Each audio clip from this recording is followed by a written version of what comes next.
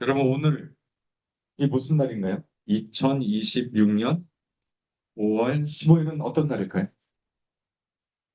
어떻게 알았죠? 5월 15일 스승의 날 정답입니다. 스승의 은혜에 감사하는 날이죠. 예. 그래서 몇몇 예전에 가르쳤던 분들이, 학생분들이 또 연락이 오기도 했었습니다. 오늘 스승의 날이라고 이렇게 감사하다고 전화 오기도 했었는데, 여러분, 우리의 진짜 스승은 누구일까요? 세상의 스승은 뭐 중학교, 고등학교, 초등학교 선생님, 대학교 교수님일 수 있지만 우리 인생의 모든 삶의 스승은 누구일까요? 바로 예수님. 우리 예수님께 감사하는 오늘 하루 되시기를 예수님의 이름으로 축원드립니다. 또, 또 우리 믿음의 동역자 되시고 인생의 스승이신 우리 소명교회 성도님도 또 스승의 날 감사드립니다.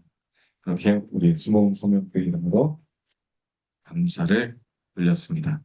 그런데 유대인들은 오늘이 무슨 날일까요? 바로 예루살렘의 날입니다. 예루살렘의 날이 무슨 날일까요? 회복한 날. 그러니까 지금 어제 저녁부터 오늘 저녁까지가 유대인들은 지금 난리가 났어요. 축제, 축제. 전쟁 중이어도 축제를 하고 있습니다. 오늘은 네, 예? 많이 당했대. 네, 전쟁 때문에 많이 이렇게 격을 당하기도 했는데 오늘은 유대인들에게는 너무나 중요한 예루살렘의 날입니다. 예루살렘을 회복한 날입니다. 이 예루살렘을 회복했다라는 게 뭐냐면은 실은 예전엔 예루살렘이 어느 나라의 도시였나요? 아브라함 때는 살렘 왕이라고 해서 예루살렘을 통치하는 왕 멜기세덱이 통치했었습니다. 가나안 땅의 가나안 왕들 중에 하나였었죠.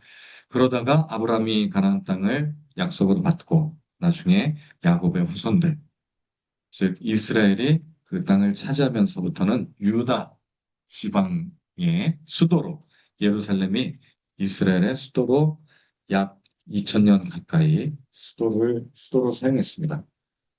그러다가 2000년이 좀 안 되겠네요. 다윗. 네. 그러다가 예수님 이 십자가에 못 박히고 70년, AD 70년에 로마에 완전히 예루살렘이 멸망당한 뒤부터는 이 땅이 폐허가 됩니다. 그리고 팔레스타인 사람들, 즉 아랍 사람들이 이 땅에 살게 됩니다. 그러다가 2차 세계대전 끝나고 유대인들이 다시 돌아오면서부터 이스라엘 사람들과 아랍이 섞여서 살게 됐고요. 그러다가 6일 전쟁, 1997년 6일 전쟁 중에 수요일 날, 즉 오늘 2월 28일, 이제 원래는 어제 목요일 저녁부터 오늘 목요일까지가 예루살렘의 날, 예루살렘을 전쟁에서 다시 동예루살렘을 회복한 날이 바로 예루살렘의 날입니다. 오늘이죠. 뭐 스승의 날, 우리나라는 스승의 날이지만 유대인들은 예루살렘의 날로 축하를 하고 있습니다. 여러분, 지금은 어떤 시대라고 하나요? 정보의 홍수 시대. 정보가 너무너무 많으면 편한 것도 있지만 문제점이 있습니다. 어떤 문제가 있을까요? 정보가 너무 많이 넘쳐나다 보면 복잡한, 복잡한, 가짜, 진짜 속에 가짜들이 막 섞여서 뭐가 진짜인지 가짜인지를 구분하기가 어렵다라는 문제가 생깁니다. 그래서 이 정보의 홍수 시대는 진짜를 분별하는 지혜가 필요한 시대입니다. 홍수가 났을 때 사람들이 막 큰 홍수가 나잖아요. 그때 무엇이 제일 필요한지 아시나요? 무엇 때문에 사람들이 죽는지 아시나요? 마실 물이 없어서. 비가 너무 많이 오면 다 섞여버려요. 막 흙물이 돼버리고요. 거기에 오염 물질들이 섞이다 보면 물 때문에 죽습니다. 예. 그래서 정보의 홍수 시대에도 가짜 정보 때문에 우리가 우리의 영과 혼이 완전히 망가질 수 있습니다. 그래서 분별이 필요한 지혜가 필요합니다. 정보는 많아졌지만 오히려 분별이 더 중요해진 시대에 우리가 살고 있습니다. 정보의 홍수 속에 우리가 진짜를 분별하려면 성경의 이 기준을 좀 배워야 됩니다. 첫 번째로 성경을 살펴보면 성경은 무엇에 근거해서 분별했냐면 하나님의 말씀에 따라서 시편에도 그렇고 이사야 말씀에도 하나님의 말씀은 확실하다. 율법은 온전하다. 우리의 모든 무지한 것들을 다 깨우쳐주는 말씀이라고 정확한 말씀이라고 이야기합니다. 그 말씀에 비추어 보면 우리가 율법과 증거의 말씀을 따를 때 분별할 수 있고요. 두 번째는 우리의 열매로 그들의 삶에 나타나는 열매로 이 사람이 제대로 생각을 하고 있는지 안 하고 있는지 문제가 있는지 없는지를 열매로 알 수 있다고 하죠. 어떤 사람은 막 시기하고 생활을 하는 것을 보면 굉장히 잘하는 것 같은데 남을 시기하고 뒷담화를 너무 많이 해요. 이거는 올바른 열매를 맺는 게 아니죠. 남을 칭찬하고 숨기는 모습이 아닙니다. 또 행동도 마찬가지로 열매로 우리가 분별할 수 있다라고 성경은 이야기합니다. 또한 영을 시험함으로 영들을 다 믿지 말고 시험하라. 영을 시험함으로 우리가 분별할 수 있다고 하는데 그 사람 마음속에 있는 영, 하나님의 성령, 진짜 영인지 그 안에 중심이 그리스도인지 아닌지를 보면 이것이 진짜인지 가짜인지를 알 수 있다. 또한 참된 사랑과 희생으로 우리가 판별할 수 있다고 하는데 여러분 솔로몬도 재판할 때 무엇으로 재판했나요? 솔로몬의 지혜 무엇을 보고 잘 보면 아이를 이렇게 엄마끼리 싸우잖아요. 이게 내 아이다 할 때 아이를 잘라버리려고 명령을 하죠. 예, 뼈를 가르라고 반을 나눠서 둘 다 죽게 하라 했을 때 진짜 엄마는 어떻게 하나요? 절대 죽이지 마. 근데 가짜 엄마는 뭐라고 했는지 아세요? 나눠서 쟤도 갖고 나도 갖게 해달라고 하잖아요. 진짜는 희생합니다. 생명을 위해서 참된 사랑과 희생으로 진짜가 드러납니다. 성경에 이런 기준들이 있습니다. 또 성경은 우리가 연단을 받으면 금과 같이 정련되듯이 우리가 연단 받은 자, 정련된다. 이렇게 다 훈련이 돼서 금처럼 정금같이 나온다라고 이야기하고 있습니다. 근데 제대로 되지 않은 사람은 고난이 오면 어떻게 할까요? 불평불만. 네. 정련이 되지 않아요. 이렇게 마지막으로 베레아 사람들은 하나님의 말씀을 간절한 마음으로 받고 날마다 성경을 묵상하고 상고한다고 되어 있습니다. 이렇게 할 때 분별력이 기준이 세워진다는 거죠. 이게 진짜인가 아닌가를 우리가 날마다 연구하고 묵상하고 또 여부를 확인할 때 성경적인 분별 기준이 있습니다. 자연과학도 검증의 방법이 있어요. 예를 들면 뭐 나쁜 것들을 걸러주는 거, 정수기 필터 같은 것들, 그리고 또 철, 그 도로에 많은 나사 못이 많잖아요. 이런 것들을 자석으로 이렇게 다 걸러내듯이 우리가 원하는 것들을 걸러내는 방법들이 있습니다. 그런데 자연과학은 과학적 연구 방법이라고 해서 관찰하고 이게 진짜인지 아닌지 또 측정해보고 또 비교해서 실험을 통해서 계속 반복되는지 확인하는 작업을 통해서 이게 법칙이다 아니면 일시적인 현상이다 이런 것들을 알아냅니다. 분별합니다. 그래서 자연과학을 또 우리가 과학적 연구 방법이 또 검증에 좋은 도구가 될 수가 있다라고 이야기할 수 있습니다.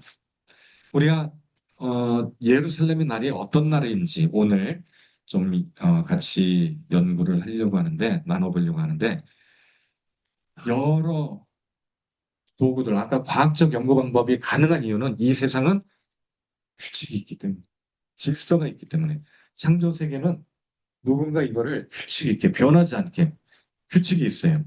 예를 들면 우리의 키가 자를 통해서 딱 잴 수가 있잖아요. 자의 길이가 막 뒤죽박죽 되지 않아요. 항상 일정합니다. 왜냐면 이 우주 안에는 절대적인 어떤 무언가가 있어요. 상대성 원리라고 해서 빛의 속도는 변하지 않거든요. 변하지 않다 보니까 다른 것들이 상대적으로 우리가 비교할 수 있는 거예요.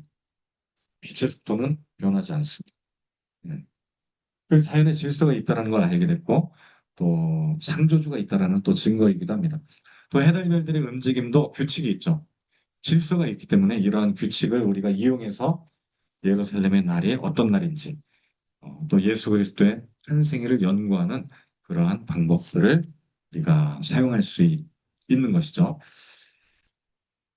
성경 본문도 우리가 말씀에 비춰서 아까 기준점으로 삼는다라고 했는데 성경 말씀은 가장 정확한 참고 문헌이 될 수 있습니다. 세상에 많은 역사책, 또 문화책, 또 과학책들이 있지만 그 책들은 오차가 있을 수 있어. 오류가 조금씩 있을 수 있습니다. 한데 성경 말씀은 하나님이 만드신 말씀이 아까 완전하고 확실하다. 정말 확실하다면 그것이 제1의 좋은 문헌이 될 수 있습니다. 참고문. 사본도 마찬가지예요. 성경 사본은 유대인 제사장들이 사본을 베낄 때 글자 개수, 단어, 중간 글자 크기, 오류 발견됐으면은 처음부터 다시 썼어요. 그 정도로 정확하게 보존하려고 애썼기 때문에 다른 문헌들에 비해서 훨씬 오차가 적습니다. 그리고 숫자 값을 이용해서 비교했어요. 이게 뭐냐면은 성경 말씀은 다 숫자 값이 있습니다. 예를 들면 153이라고 하는 숫자는 어떤 의미를 가진 숫자일까요? 물고기를 잡은 개수의 숫자예요.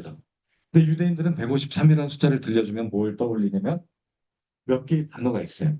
하나님의 아들들이란 단어를 떠올립니다. 왜냐하면 히브리어 벤하 엘로임이라는 단어는 히브리어 알파벳이 다 숫자 값이 있습니다. 숫자 값을 다 매겨서 비교한 거예요. 이게 숫자 값이 몇이 되는지. 그래 나중에 필사했을 때 비교할 수 있잖아요. 정확한 성경 값을 알 수가 있기 때문에. 근데 이 뜻이 놀랍게도 베나 엘로힘이 153인데 하나님의 아들들이라는 뜻을 갖고 있어요. 하나님의 아들들. 신기하죠? 베드로가 물고기를 예수님이 부활하시고 잡으라고 했을 때 잡았는데 몇 마리를 잡았다? 153마리. 여러분 153 하면 떠오르는 그 볼펜 있잖아요. 저 모나미 볼펜 153. 이 모나미 볼펜 사장이 성경의 요한복음 21장에 나와 있는 153을 네, 그래서 기독교인들도 그렇고 많이 사용하죠. 제일 유명한 볼펜 중에 하나예요, 지금. 지금도 볼펜, 모나미 볼펜 쓰잖아요, 우리. 지금도.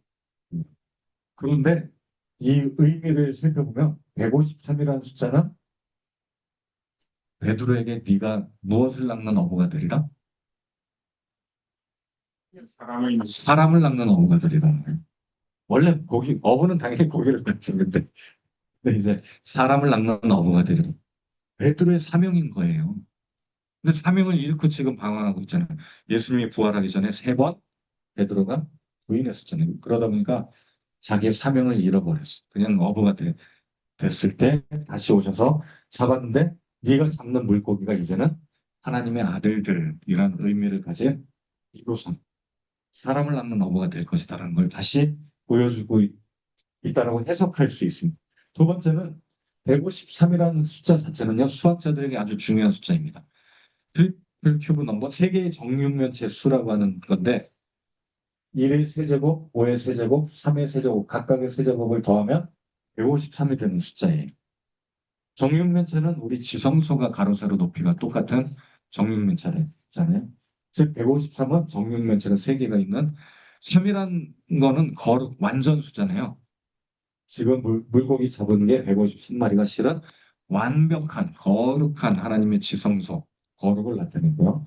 또 153은 삼각형을 만드는 숫자입니다.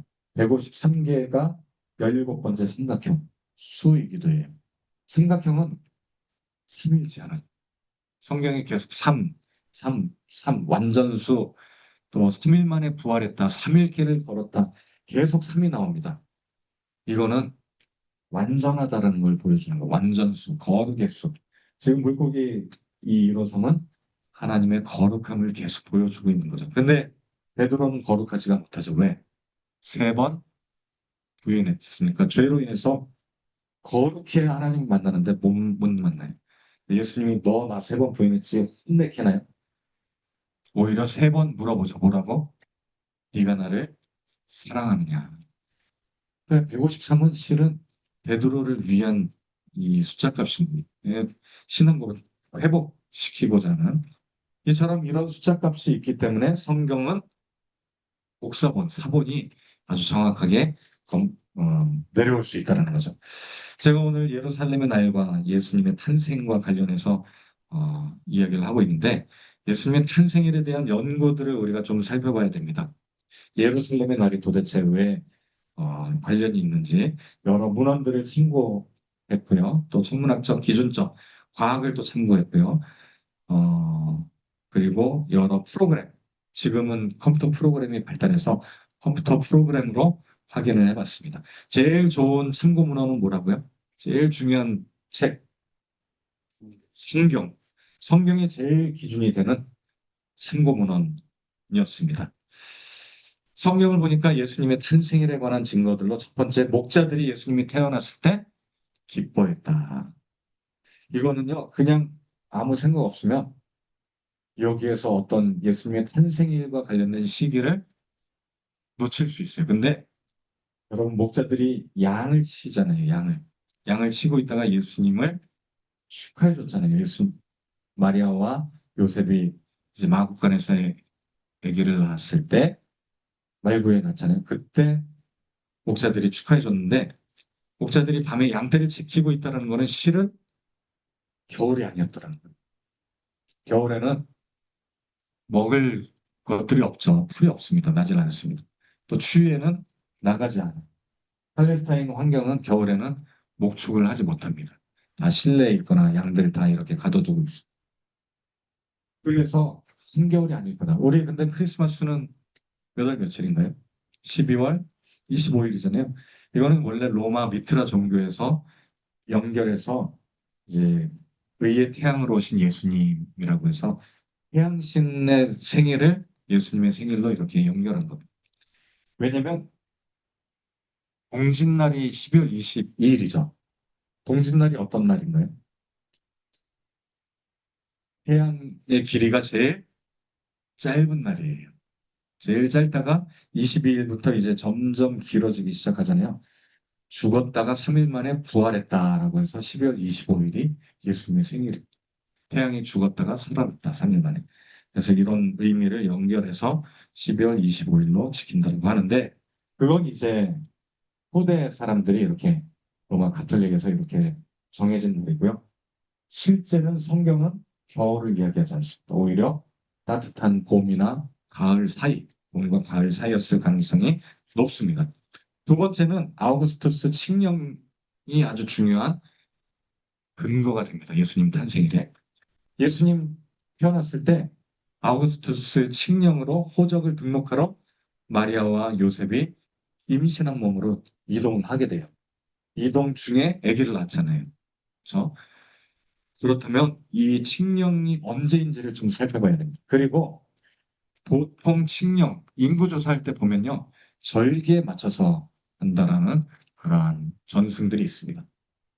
그게 뭐냐면은 우리 유대인들 세 개의 절기가 있죠. 유월절, 초막절, 마지막으로 이제 일주일 뒤에 또 절기가 있습니다. 6월절부터 50일이 지났을 때 오순절.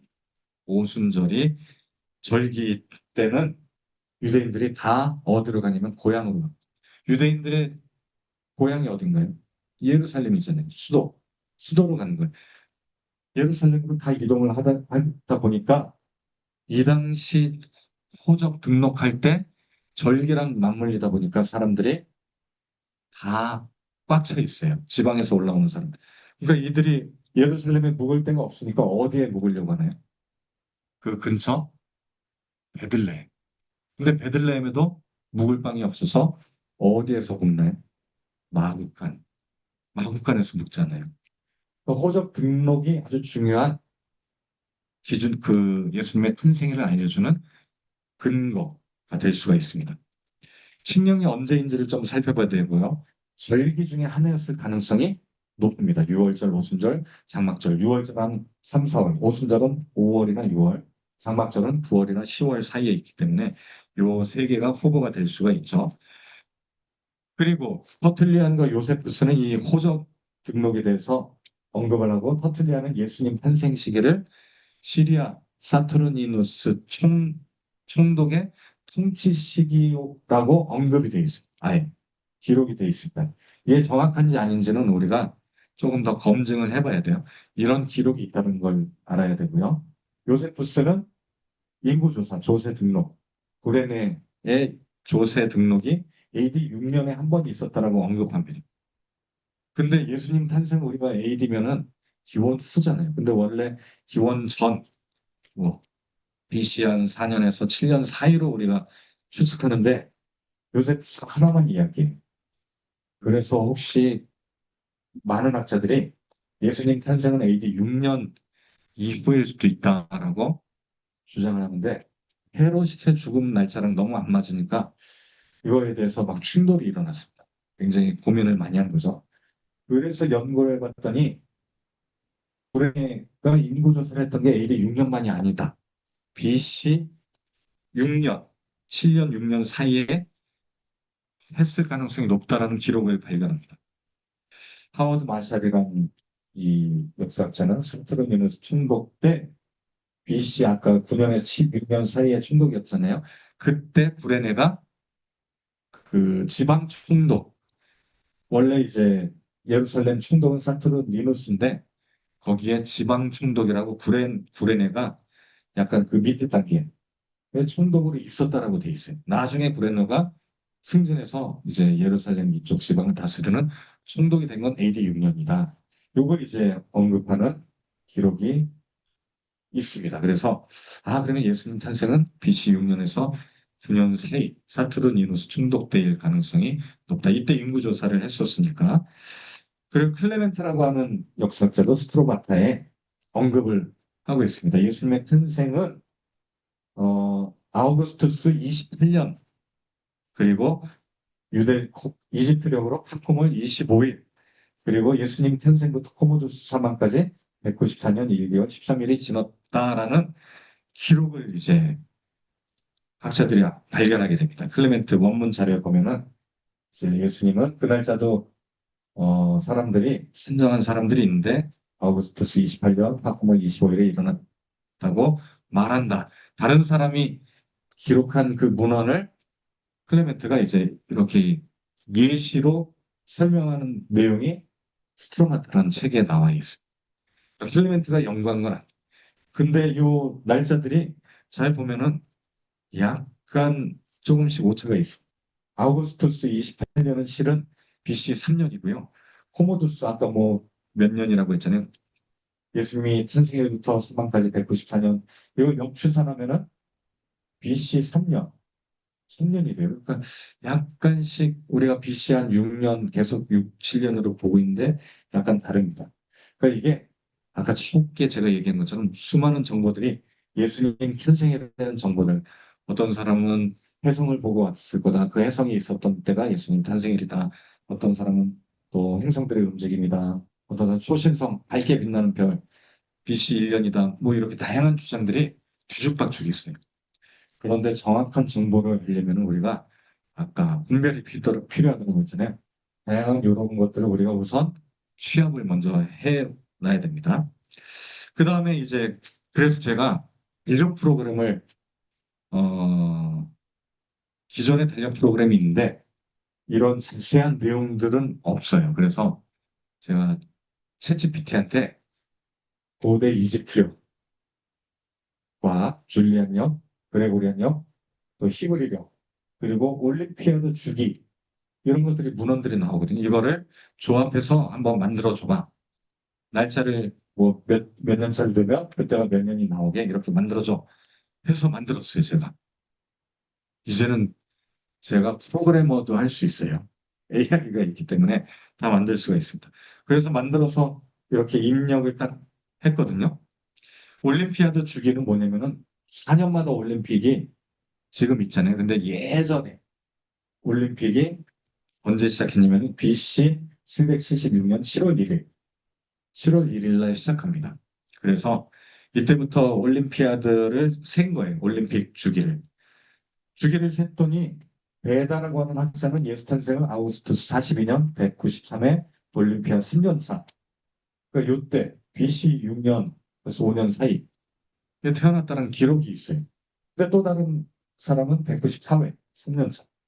4회 3년차면은 또 이거는 거의 BC 2년, 1년이 돼서 약간씩 오차가 있는데 어쨌든 이런 것들을 또 참고 자료로 우리가 쓰게 됩니다.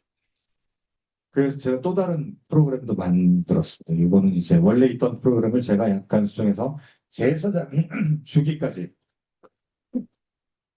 예수님 태어날 때 그때 어떤 제사장이었는지 성경에 우리가 뭐 사가랴 또 예, 예해지게 예해지게 정확히 한국 발음은 모르겠는데 다양한 이 제사장 주기도 있잖아요. 24반차 이런 주기들도 알 수가 있게 또 요일도 알 수 있게 해서 프로그램을 이렇게 날짜를 돌려봤더니 아까 파코멀 25일이었잖아요.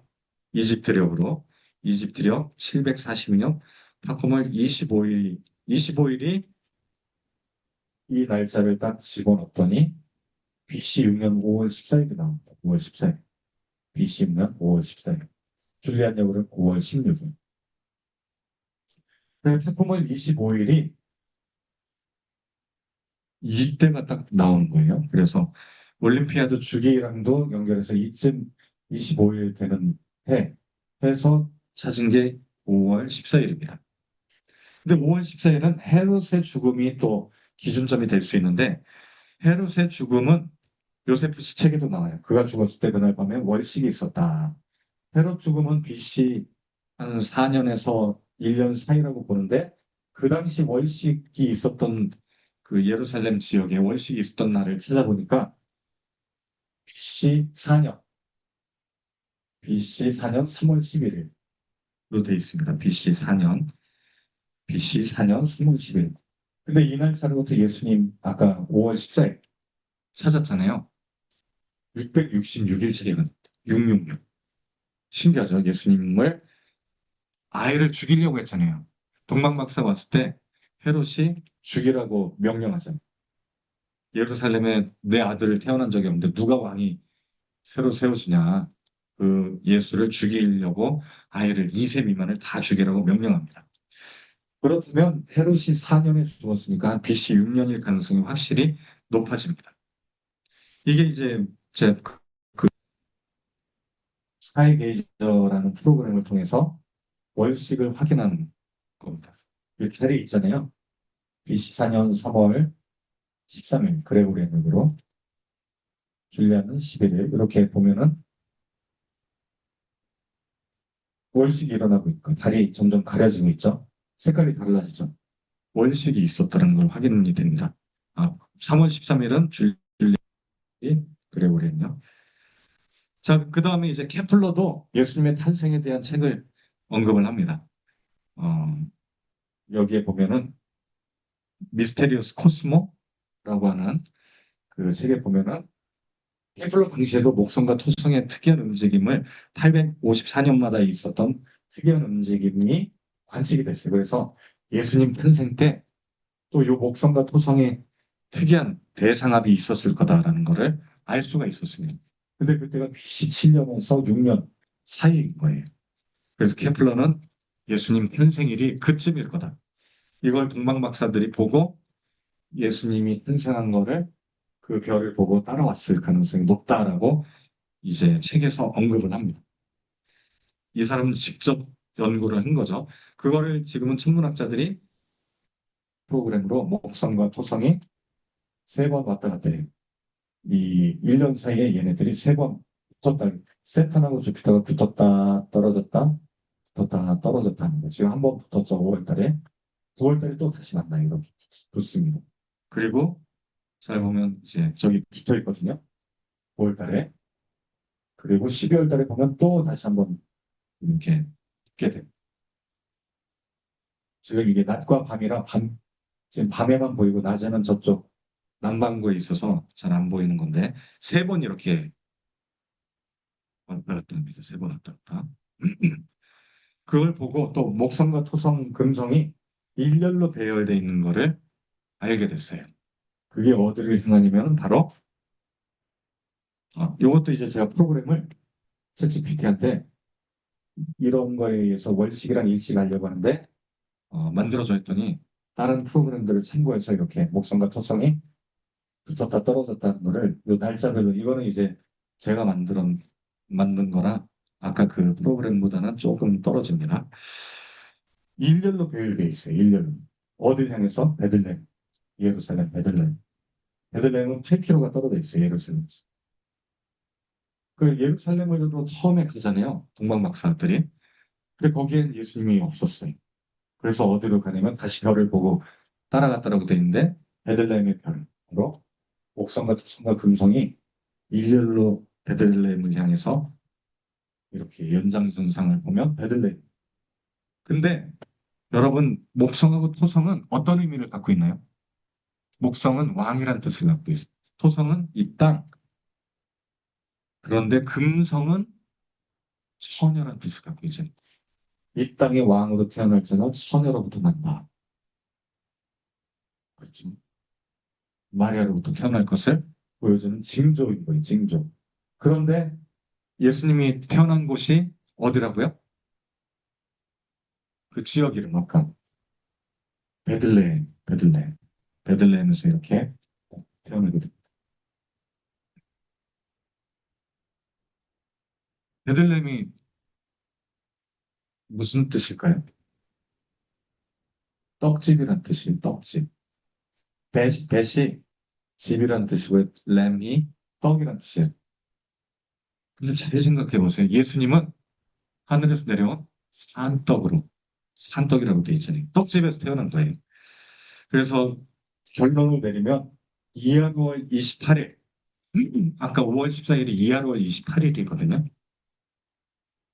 이때 태어난 걸로 어느 정도 이거는 이제 절대적이다라고 이야기할 수 없는 게 저는 이제 몇 가지를 가지고 조합했을 때 이하로 5월 28일이었던 거고요. 그래서 예수님의 탄생일이 놀랍게도 예루살렘의 날과 일치한다. 근데 예루살렘의 날은 유대인들이 막 기뻐하지만 예루살렘을 회복한 걸 기뻐하지만 정작 예루살렘의 날의 주인공은 누구일까요? 예루살렘의 뜻을 보면 알 수 있어요. 예루살렘. 평화의 도성, 평화의 기초잖아요.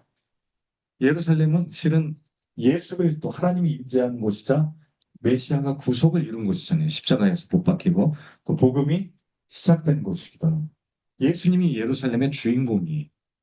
예루살렘의 날은 실은 예수님이 주인공인데 그날 태어났다라고 우리가 이 연구 결과를 보면 굉장히 설득력이 있죠. 하지만 이제 절대적이라고 우리가 이야기해서는 안 되는 게 아직 연구 중이죠.